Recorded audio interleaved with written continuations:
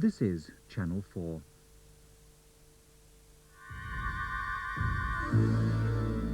Tonight, in Secret Society, we reveal a secret that has been kept from the British public for 35 years. The year 1953, and Britain has a new queen. I look forward to a reign of growth, success and prosperity, echoing an earlier Elizabethan age.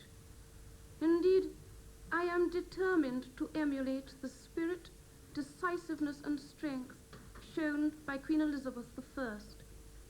To that end, I have today ordered the beheading of my sister Margaret. I have also secured an alliance with the French by betrothing my 2-year-old daughter, Anne, to President de Gaulle. And finally, I shall put all Catholics to the sword. I shall have them hanged, drawn, and quartered. I shall have their bodies brought down. This broadcast was never transmitted. The new queen, like many monarchs before her, had gone mad with power and was replaced by this woman. Mrs. Edith Spackman from Slough, a housewife who bore an uncanny resemblance to the queen and earned the occasional bob delivering queenograms.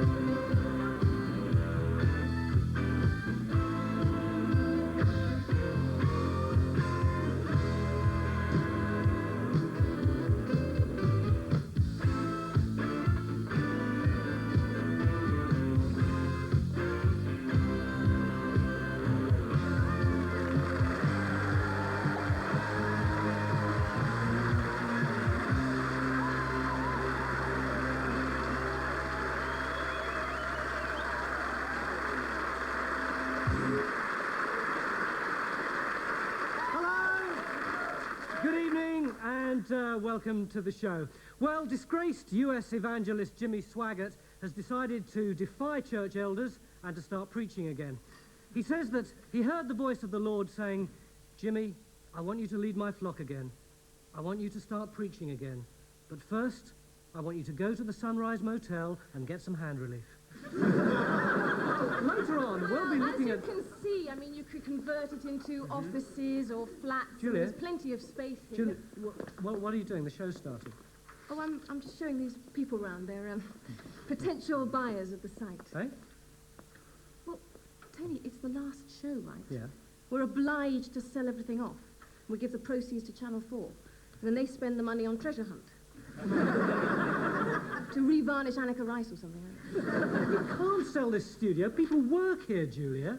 Think of the money it's worth. There are more important things than money.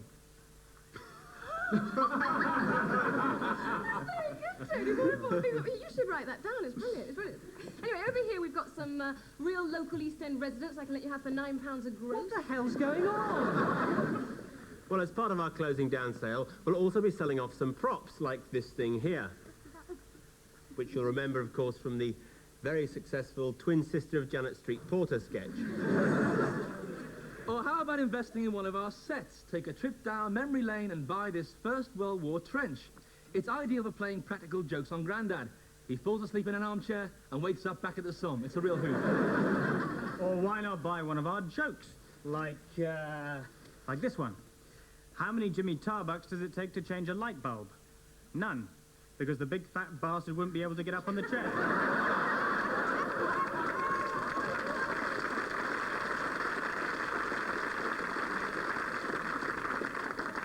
They're not all as satirical as that one, but 2,000 of them are yours for £1.99.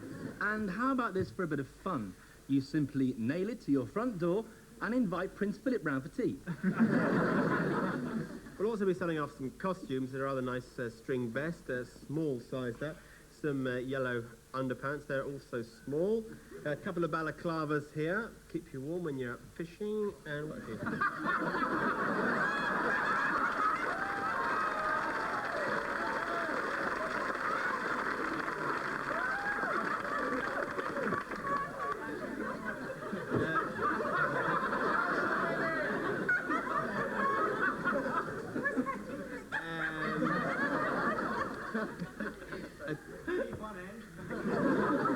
Tony, what's the problem? I was standing backstage when suddenly I was attacked. And I had all my clothes torn off me by two blokes wearing balaclavas. I'm not. As it is, crime is everywhere. I know. Did you see them at all, Tony? Yeah. One was about this tall, Yeah. and the other...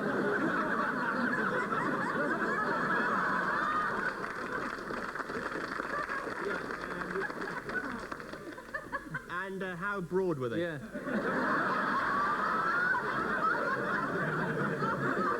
I didn't notice. And finally, this very good pair of charcoal socks. Rory! You've been selling my clothes, haven't you? Well, yeah, I have actually. Oh, come on. You'll be selling the audience next.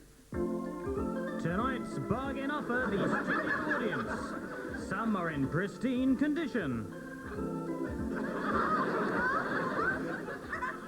Some are slightly damaged. And some are completely knackered. And if you'd like to buy any of those items, then please feel free to... What's up? What's up, Tony? What's up now? Don't worry, you're going to a very, very good home. It's the Royal Institute of Scientific Research Vivisection Department. I should just knock the whole lot down a bit. Tony, the Major Ferguson sketch is later. Just knock the whole lot down. If I were you, knock it down and get in a good demolition firm, or cheaper still, just get in Robbie Coltrane and he'll rip it apart for publicity. Later, Kenneth Baker on how brill creaming your head makes it easier to get it up the Prime Minister's arse.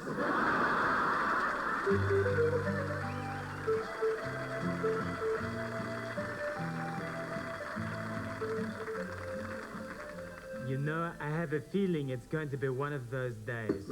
All morning I have been dusting the Madonna with the big boobies. Order! Yes, Colonel? More wine. Won't make it snappy. Otherwise, I will have you taken outside and shot. Yvette, you are late.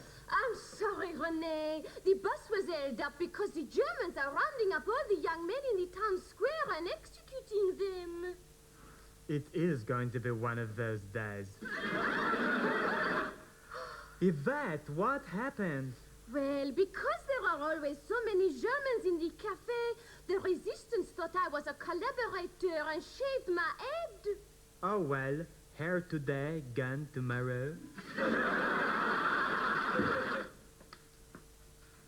That is Herr Flick, the sadistic, perverted Gestapo officer. What a funny fellow he is. You will all lie on the floor and be tortured, and then you will be taken to the death camps. I'm sorry about this technical problem. Some realism seems to have found its way into Allo Allo. We'll get it out for you just as soon as we can. But in the meantime, let's take this opportunity to preview a new series by the same writers. It's set in Northern Ireland in the 70s, and it's called Begorrah, I've Blown My Leg Off.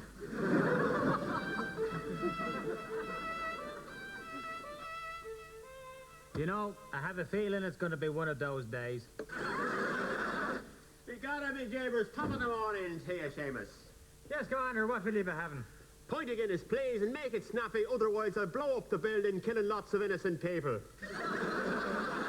So don't miss the first episode tomorrow at 8, in which Seamus gets involved in some sectarian murders, with hilarious results. Coming soon on 4, the Some People Will Do Anything to Get on TV show, where we see just what you'll do to get your face on television. It's a live frog. I couldn't. Go on, you'll be on television. All right, then. It could be you. It could be your neighbour. Right, so any leg at all then? Right.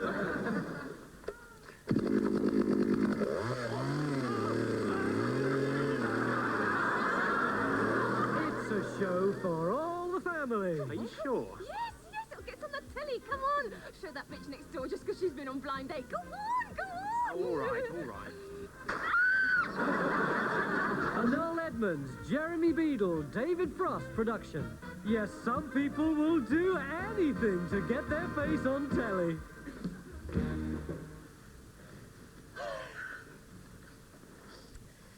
Oh, that was a fun dinner party, wasn't it? Yeah, it was okay. What's the matter? Nothing. I just wish you wouldn't keep saying it, that's all. Say what? That you find sex totally overrated. Well, I do. I think society puts far too much emphasis on it. Bugger society, it's me everyone looks at. Oh, you're being hypersensitive. I'm being hypersensitive, am I? What about when you said, actually, I find the male anatomy completely ludicrous? I was talking about in general. All your friends think I'm deformed now. They don't. They do. Well, all right, then next time we go to a dinner party, I'll wear a placard around my neck saying I think my husband's balls are really sensible. Sorry, can we stop? Sorry.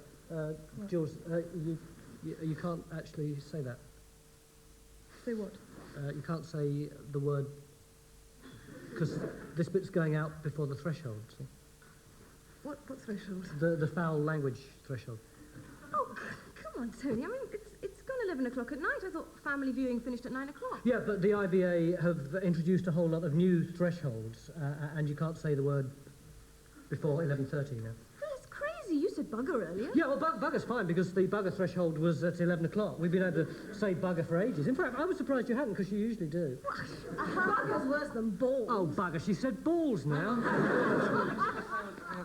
Tony, you can't say that yet. I think your watch must be a bit fast. Why? What time is it? Well, it's coming up to 2 minutes to bugger. Oh, no, it's a new watch too. Is it still under guarantee? Yeah, well, I hope so, because... 2 minutes to bugger. What the hell's that? Well, it's the same as 10 past tits. Yeah. What does that mean? Oh, is that the time? Shit. What's wrong? Oh, there's nothing wrong. It's that I can now say shit. You see? What? What? Can't say I shit. can look. It's well past the shit threshold. Look. Have you heard they've moved that threshold back to 11:40? Oh, yeah, yeah, come on, hey, you're Phil, winding Phil, us up. That's true. Hey, Phil, why don't you just go and 10, 9, 8, 7, 6, 5, 4, 3, 2, 1. Piss off. No, it is true. It's new IBA guidelines just out. See? No expletives or references to unpleasant or sticky organs before 11:40, unless referred to by their factual or medical names. Oh, that kind of thing really gets on my breast. I mean, what little sphincter thought that one up? That little penis Reese Mogg, I expect. Rory. Mrs. Thatcher is said to be furious after 4 demonstrators interrupted parliamentary proceedings with a rendition of Sing If You're Glad to Be Gay. She's particularly incensed because half the Tory MPs joined in.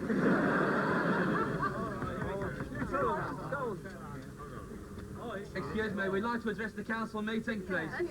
While the council meeting, nobody can go in. No, we want to discuss it. These were the scenes earlier this year when parents in Stratton, West Midlands, protested about not being able to send their children to the school of their choice. Angry scenes which will have left their mark on the children. But how can parents have a say? George Trent is headmaster of an experimental school in Westbury, Berkshire, a school which is run on parent power. All of our teaching is done by the parents, and the benefits are enormous. For instance, Johnny Bell's father teaches history in a very vivid way. Who can tell me what date D-Day was? Simon? The 6th of June, sir. The 6th of June, 1944. Yes, just picture the scene. There I am, pinned down on the beachhead by this machine gun. I says to my Sarge, I say, Sarge, he says, yes, T, Sarge, I'm going to take him out, sir. He says, you're a damn mad fool, Teddy. It's suicide out there, sir. I don't care, sir. I'm not doing it for me. He says, good luck. So there I am, running up the beach with the machine gun going, and the shells coming. You know what? From that day to this, I've still got a bullet lodged in my brain now. The primary school, too, is taught entirely by parents. This class that David Trelawney is teaching includes his own daughter, Zoe. Daddy, and uncle. Yes, who's got an uncle? Have you? Yes, Zoe, you've got an uncle, haven't you? What's your uncle's name? Uncle Harry. Uncle Harry, yes, he's my brother. He's Uncle Harry. And what does Uncle Harry do?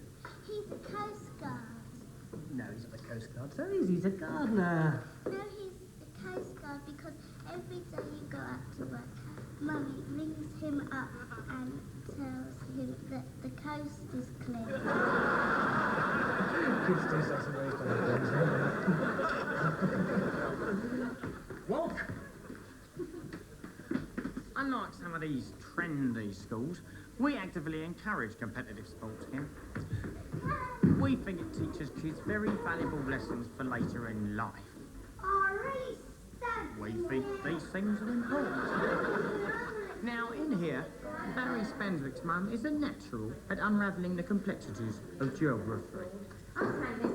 Right, to remember all the nations of Europe, all right, you just use this simple little rhyme, okay? Frogs, wogs, spicks, mix, sprouts, krauts and dagos. All together then. Frogs, wogs, spicks, mix, sprouts, krauts and dagos. But how do they explain the fact that there are no Asian children at the school? Look, for the last time, this has got nothing to do with race. No, it's nothing at all. Look, the reason, pure and simple, why there are no Asian children in this school is quite simply one of safety.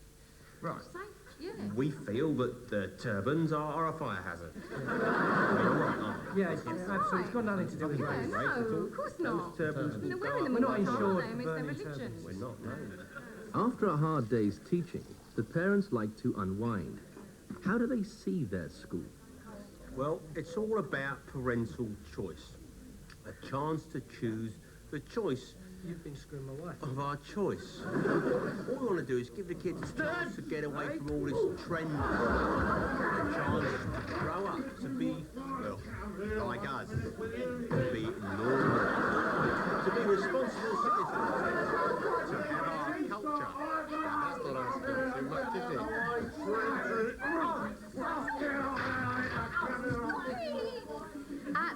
At the BBC, a top-level security investigation is examining how on earth 4 people could break into a BBC studio and make 63 episodes of Terry and June. Okay, man. Let's run through it one more time. When I give the command, I want us to attack flat out and shoot Gerry to pieces. Yes, sir. Ready? Now! There you are. What next, sir?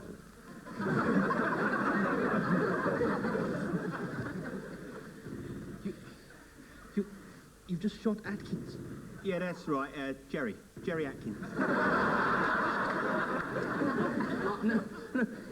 No, I didn't mean shoot Gerry.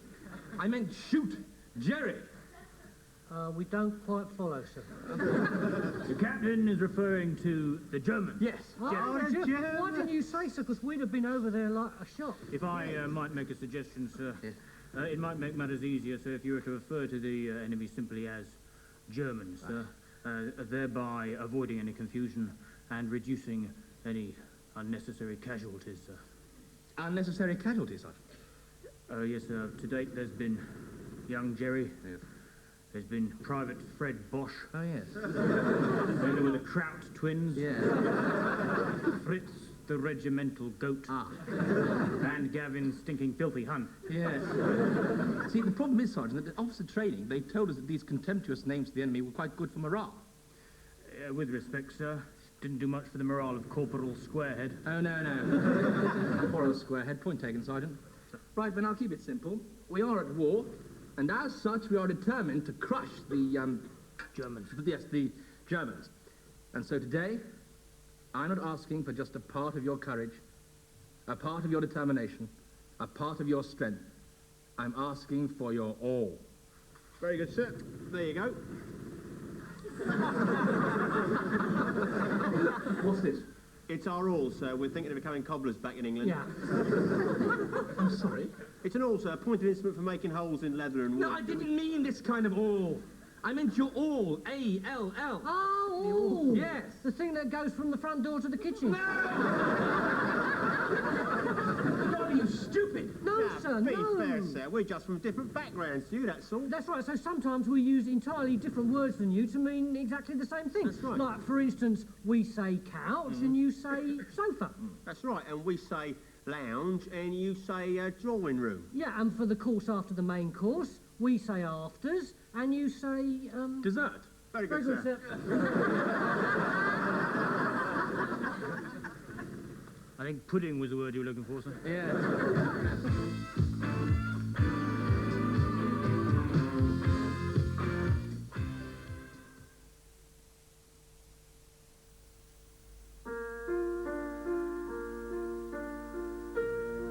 As well as studying automotive design, the engineers at Audi also study people design.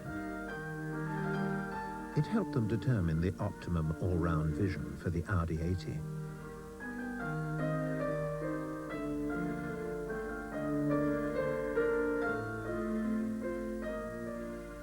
It helped them calculate the ideal amount of headroom.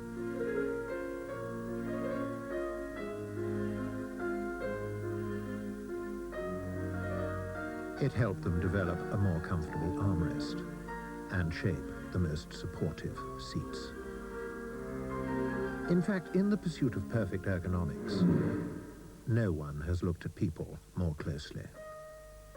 Vorsprung durch Technik, as we now observe people are saying.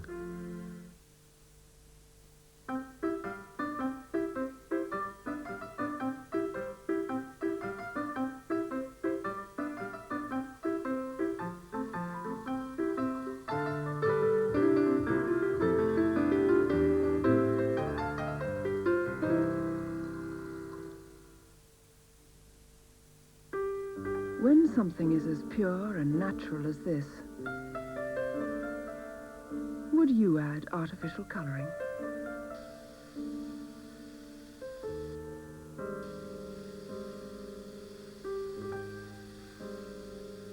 Would you add perfume? Neither would we. Simple, not perfumed, not coloured, just kind.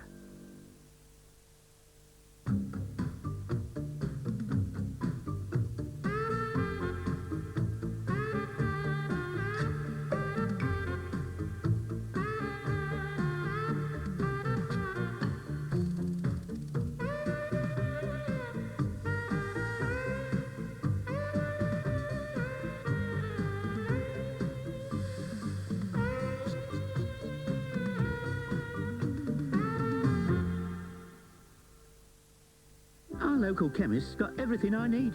All Unichem, of course. Unichem all-in-ones, shampoo, Unichem baby wipes, Unichem everything. Unichem. July 16th. The day had come. The moon awaited. It looks like a great place. Since the earliest time, man has imagined this moment. Now the time had come. We're now in the approach phase. Everything looking good. Go for orbit. Go for orbit. 33 degrees. Still looking very good. Oh, man, that's incredible. The Eagle has landed. Budweiser. That's what a beer's all about.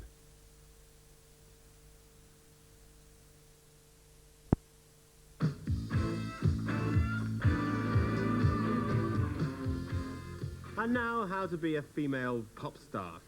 Julia, you've studied this area in some detail, I believe. What advice can you give to any girls out there who want to build a career just like Madonna? Well, make sure the men wear condoms. I was actually thinking about the singing. Oh, I'm sorry. Oh, I see, yes. Well, to make it big as a female pop star, you need one basic essential. A good voice. No, a belly button. You see, flashing the navels work for Bananarama, Kylie Minogue, Sunita, so if in doubt, you just jiggle it about. I see, yes, so you've got the belly button. What then? image. You need an image. And a lot of women pop stars find it a bit difficult, actually, finding the right image. I mean, take Annie Lennox, for example. I mean, she's had a whole different range of images. I mean, there she is. That's how she looks like more recently. Yeah. That's how she started off. That's right, yes, early days. She's gone a bit of Then she went on the... there she is on her Japanese tour. Yeah, and then she grew her hair long. She's still horribly confused. Yeah. So you've got the belly button, the image, what then? Well, a song. You need a song. Right. And the best way to get a song is to ring up the people who write all Rick Astley's hits, that's Stock, Aitken and Waterman, and get them to write one for you. But they won't write you one just like that straight away, will they? Oh, no. I mean, it can take up to 5 or 6 minutes. I believe you've got a single coming out yourself, haven't you? I have, actually. It's quite exciting. I'm sorry to plug it on the show like this, but it's a great song. I mean, it's now, it's here, it's today. It's a Julie Andrews number. Yeah, it's my favourite thing. Oh, raindrops on roses. Whiskers on kittens, bright copper kettles and warm woolen mittens, black rampant sailors all tied up with string. Few of my favourite... I think you've tinkered with the lyric a little, haven't you, Julie? Well, I've personalised it, I've brought it up to date a bit. Yeah. In fact, actually, I'll show you some of the lyrics here. We've got... tight-thrusting buttocks and rock-hard erections. And entry, both timed to perfection. Clitoral orgasms. Yes, you've personalised it quite a bit. Creative licence. Actually, I've got a single coming out myself, and I think I'll do Rory, it for you now do while we're here. Yeah. It's a cover version of that great Ralph McTell classic, Rory, no, Streets of London. Please don't... No. Let me... Channel 4 would like to apologise unreservedly for the singing of Streets of London on Who Dares Wins. We are deeply sorry for the trauma and distress it must have caused. The performer in question, Mr. Rory McGrath, will be humanely destroyed at the end of the programme.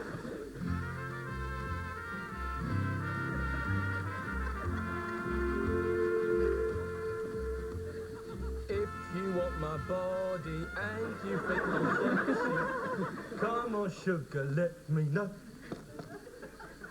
Hi, babe. Ha ha ha. Me English panda, me come Mexico, this your lucky day.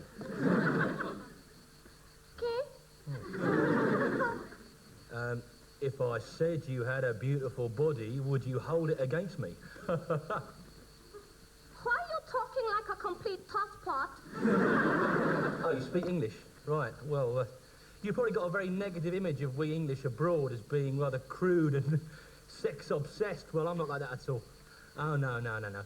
I think for a relationship to grow, each other must respect the other's emotional independence, be able to communicate on a higher plane and really get to know each other as individuals. So, what's your name? Juanita. Want a bonk?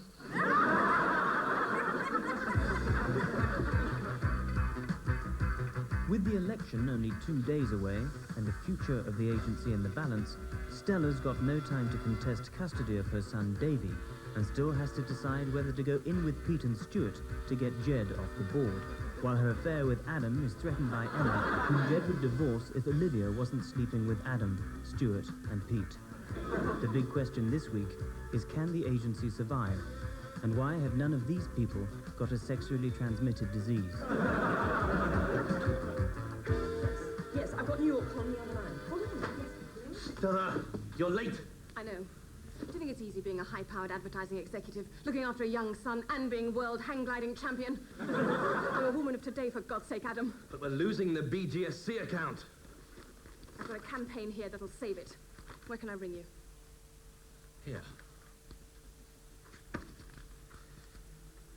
But that's Emma's flat. Stella, you had to find out sooner or later.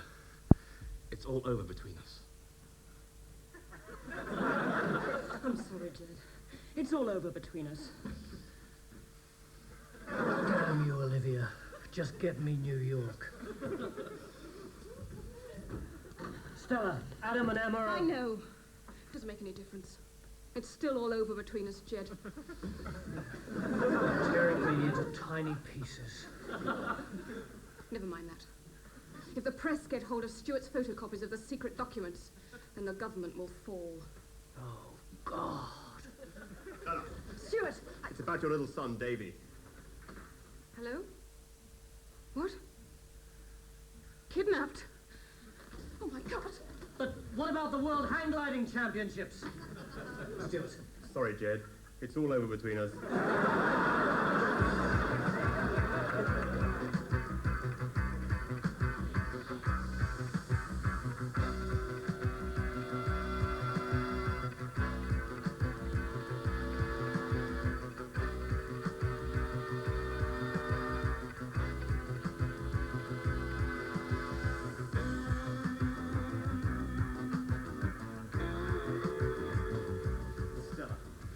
You've got to decide.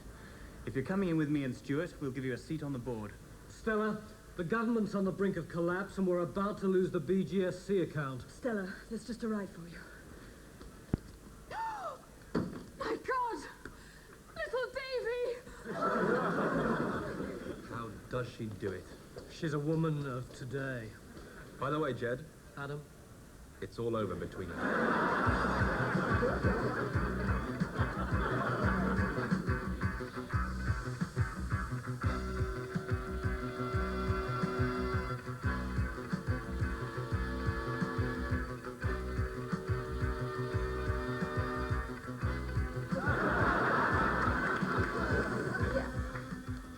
Sorry, Prime Minister.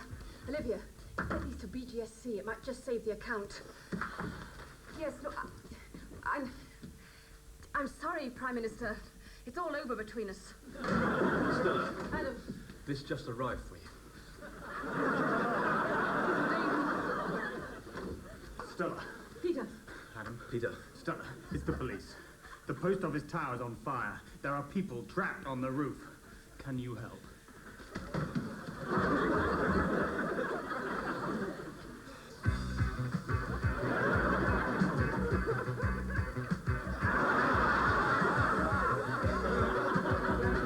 Congratulations, Stella.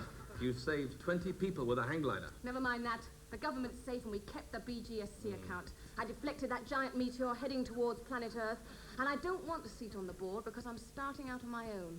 Yes, Jed, Peter, Adam, it's all over between us. I'm a woman of today, and I'm going it alone. Just me and my little son, Davy. So, you got little Davy back? Well, most of him.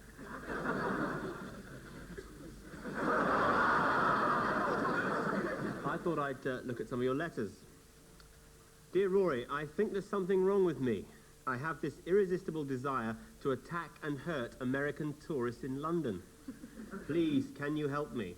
Yes, meet me at Trafalgar Square tomorrow at 11 o'clock, right? I'll bring my own bicycle chain. Dear Rory, I think my best friend is screwing my wife. Is there any way of knowing for sure? Well, look at your wife, and if your best friend is between her legs with his ass going up and down, then he probably is. Oh, I feel terrible. Where am I? I remember sinking about 20 pints last night. Oh, my God. Oh. Hello, it's Linda. Don't cry, love. What's the matter?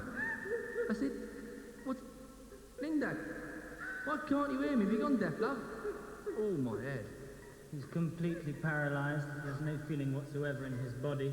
His brain can't communicate with his nerves or muscles or formulate even the most basic thoughts. God, I must be pissed. That last vodka. Oh, dear, oh, dear. Hello, there's our Terry. And Frank. Watch out. It's terrible. He never even saw that bus. What bus? Yeah, and really bad luck too, because sometimes you can wait 2 hours for number 31. Hang on, what's going on? Why can't you hear me? Hello? Mrs. Heslop, I'm afraid your husband is what we call brain dead. No, I'm not, Doctor. I'm alive. Doctor, I'm alive. It's a medical expression used to describe the living.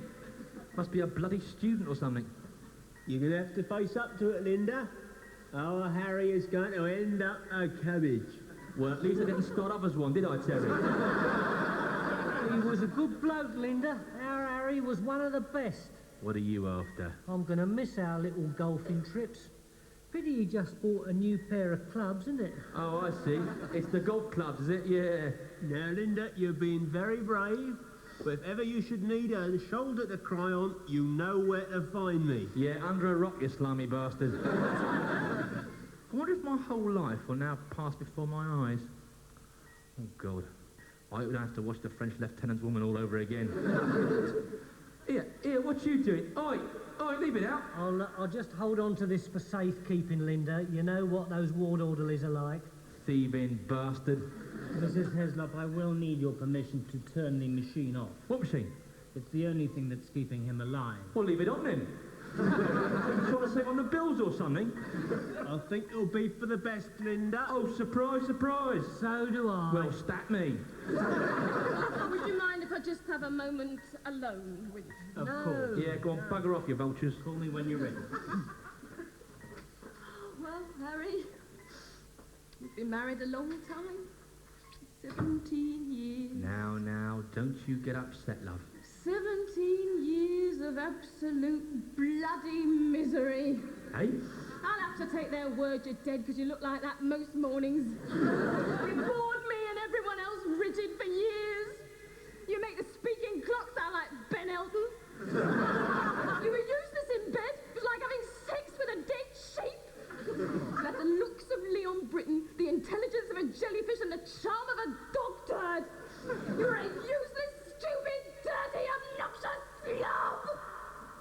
It's a funny thing, grief. It affects people in different ways, you know, makes people say things they don't really mean. Oh, the full impact probably won't hit her for a couple of days. Poor kid. Yeah. It's all a smokescreen. It's classic stuff. I've ordered your coffin. What? It's teak. Eh? I wanted teak because teak is best for dancing on. Oh, Linda, don't. Hasn't the old git snuffed it yet? Oh, God, I can't stand much more of this.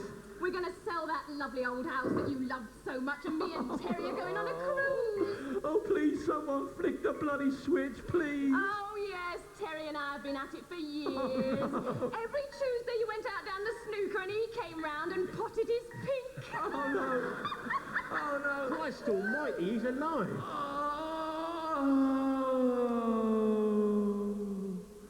Oh, that's better. Where am I now? Welcome, Harry. Am I in heaven? It's great to have you with us. It could be hell. Which is it? And, of course, this is your first time as a guest on TVAM. It's hell. George Bush has spoken out against the so-called wimp factor. In a statement today, he said, "I am not a wimp, I have never been a wimp, and I never will be a wimp. And I'm not prepared to discuss this issue again," if that's all right with everybody else. Well, we on Who Dares Wins don't normally feel the need to respond to criticism. But lately there's been a lot of talk about this programme being unpatriotic. And, well, I'm sorry, but I take that very personally because I'm intensely proud of my country. And I get a patriotic surge every time I see the rolling hills of Kent and Sussex, or a babbling Scottish Bray, or a craggy Brecon Beacon, or a peaceful Cotswold town, or the sun setting over a swaying field of corn. When I walk through England's country lanes, or see larks upon the wing, or a willow shimmers in the breeze, then my heart begins to sing.